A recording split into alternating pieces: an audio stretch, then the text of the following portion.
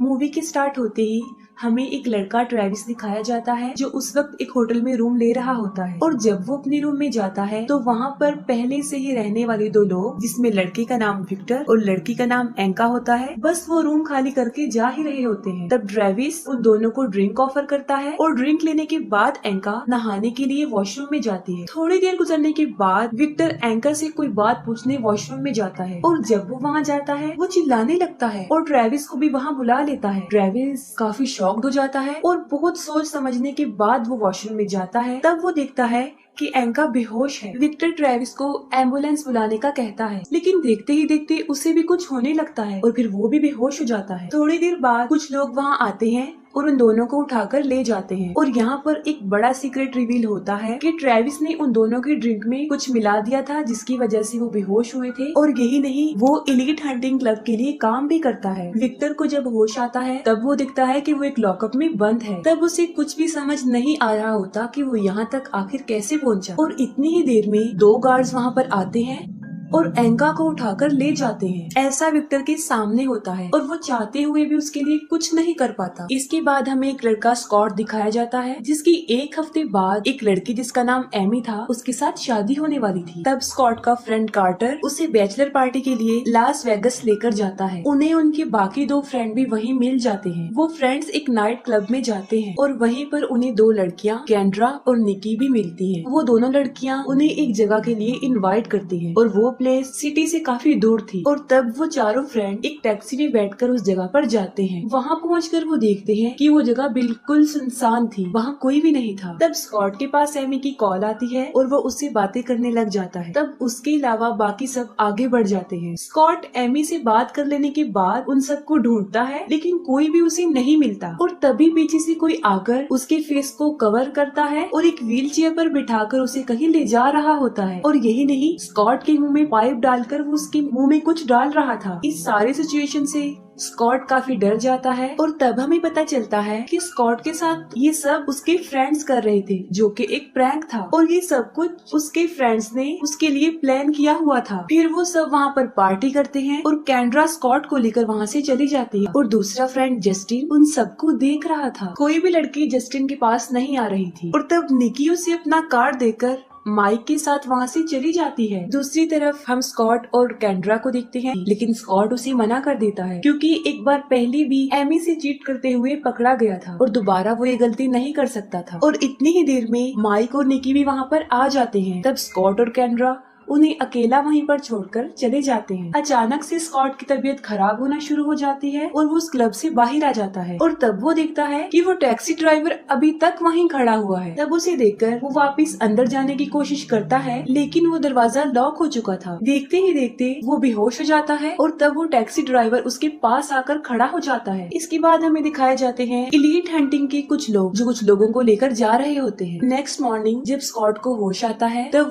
वो देखता है कि वो होटल में अपने रूम में कार्टर और जस्टिन के साथ है। तब उसे बिल्कुल भी याद नहीं आता कि वो आखिर यहाँ पर कैसे पहुँचा। वहाँ पर माइक नहीं होता। तब स्कॉट उनसे माइक के बारे में पूछता है, जिस पर वो लोग आंसर करते हैं कि वो निकी के साथ गया था और अभी तक वापस नहीं आया है। ये सुनकर स्कॉट उसे कॉल करता है, लेकिन उसका मोबाइल भी ऑफ होता है। तब वो लोग सोचते हैं कि शायद माइक वापस आ जाएगा, लेकिन असल में माइक भी एलीट हंटिंग क्लब के लोगों का शिकार बन चुका था। उन्होंने उसको भी एक लॉकअप में बंद किया हुआ था। माइक खुद को उस लॉकअप में पाकर काफी पैनिक हो जाता है और तभी दो गार्ड वहाँ पर आते हैं और उसे वहाँ से निकाल कर ले जाते हैं। वहाँ से ले जाने के बाद वो लोग उसे एक चेयर से बांध देते हैं और यहाँ पर हम देखते हैं कि चेयर पर उसे डिस्प्ले की तौर पर बिठाया गया था और बहुत से अमीर लोग उसकी नुमाइश के लिए इर्द गिर्द बैठे हुए थे। वो सब लोग माइक की तरफ से आपस में बेट लगा रहे थे, जैसे कि वो अपनी जिंदगी की भीख मांगेगा या फिर पैसों का लालच देगा या फिर अपनी फैमिली का वास्ता देकर जान बचाएगा।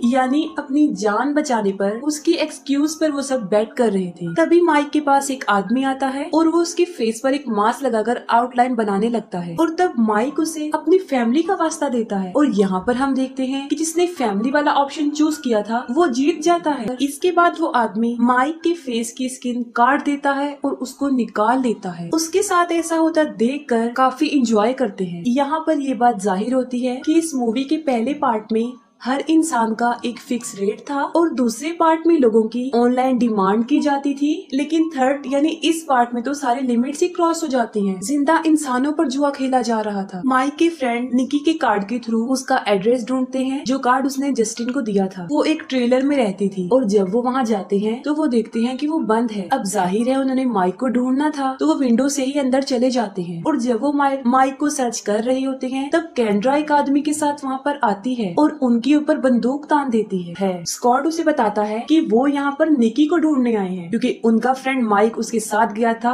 जो कि अभी तक वापस नहीं आया है। तब केंड्रा भी उसे बताती है कि निकी भी अभी तक वापस नहीं आई है। और अब हमें दिखाई जाती है निकी, जो कि अब वो डिस्प्ले में होती है और वहाँ पर उसे लिटाकर एक आदमी बहुत सारे इंसेक्ट्स उसके ऊपर छोड़ देता है। जो सारे इंसेक्ट्स उसके मुंह में घुसकर उसका दम घोट देते हैं, उसका सांस बंद हो जाता है और वो मर जाती है। On the other hand Kendra भी उन सबके साथ निकी को ढूंढने जाती है। तभी ट्रेविस माइक के फोन से निकी की एक पिक्चर को क्लिक करता है और वो जस्टिन को सेंड करता है, क्योंकि उन्हें लगता है कि वो भी निकी के साथ ही है। और वो उन्हें एक एड्रेस पर बुलाता है और जैसे ही वो लोग वहाँ पर पहुँचते हैं वो लोग उन्हें बेहोश कर देते हैं और उसी क्लब में ले आते हैं और उन्हें भी लॉकअप में बंद कर दिया जाता है। और वहीं पर उन्हें विक्टर भी मिल जाता है, जो उन्हें बताता है कि वो सब मरने वाले हैं। और इतनी ही देर में दो गार्ड्स फिर से आते हैं और इस बार वो जस्टिन को अपने साथ ले जाते हैं। तब कार्टर एक गार्ड को अपने पास बुलाकर उसे अपना टैटू दिखाता है और वो उसे लॉकअप से बाहर निकाल देते हैं। और यहाँ पर हमें पता चलता है कि कार्टर भी उस क्लब का मेंबर था। स्कॉट को कुछ भी समझ नहीं आ रहा होता और इस बार हम डिस्प्ले में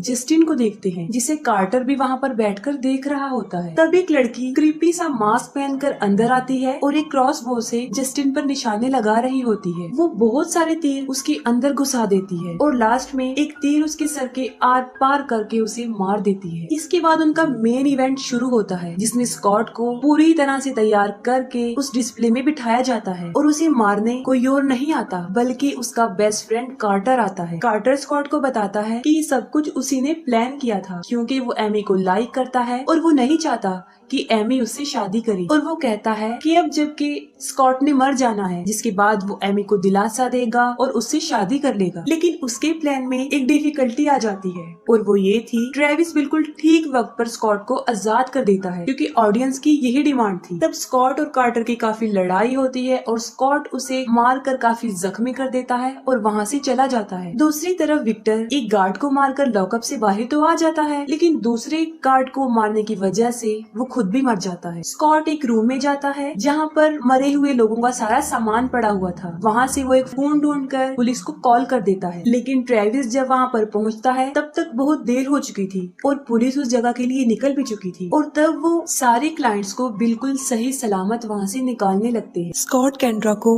लॉकअप से बाहर निकाल के वहाँ से भागता है, तभी पीछे से ट्रेविस केंड्रा पर शूट करता है और उसे मार डालता है। इसके बाद ट्रेविस स्कॉट पर अटैक करता है, लेकिन किसी तरह स्कॉट उसे मार डालता है। दूसरी तरफ उस जगह का ऑनर फ्लेमिंग वहाँ से भागने लगता है, लेकिन कार्टर उसकी कार में ही छुपा हुआ था और वो उसे मारकर उसकी कार लेकर वहाँ से चला जाता है। वो स्कॉट को भी वहाँ से बाहर निकलता हुआ देख लेता है और कार से उतरकर जल्दी से वो मेन गेट को लॉक कर देता है। और तब स्कॉट अंदर ही बुरी तरह फंस जाता है और उस बिल्डिंग में बहुत बड़ा ब्लास्ट हो जाता है। फिर हमें दिखाया जाता है कार्टर, जो स्कॉट की डेथ होने के बाद एमी को हौसला दे रहा था और तब एमी रात को उसे यही रुकने का कहती है। सब कुछ वैसा ही हो रहा था जैसा कार्टर चाहता था, लेकिन स्कॉट अभी मरा नहीं होता, वो भी जिंदा होता है और वो दोनों मिलकर कार्टर को बेसमेंट में ले जाकर उसे वहाँ बांध देते हैं और वहीं पर स्कॉट उसे एक भयानक मौत देकर अपना रेवेंज ले लेता है। यहाँ पर स्कॉट का बदला पूरा हो जाता है और बुराई का बुरा अंजाम होता है। वो दोनों मिल जाते हैं और उनकी हैप्पी एंडिंग हो जाती है और इसी के साथ मूवी भी एंड हो जाती है।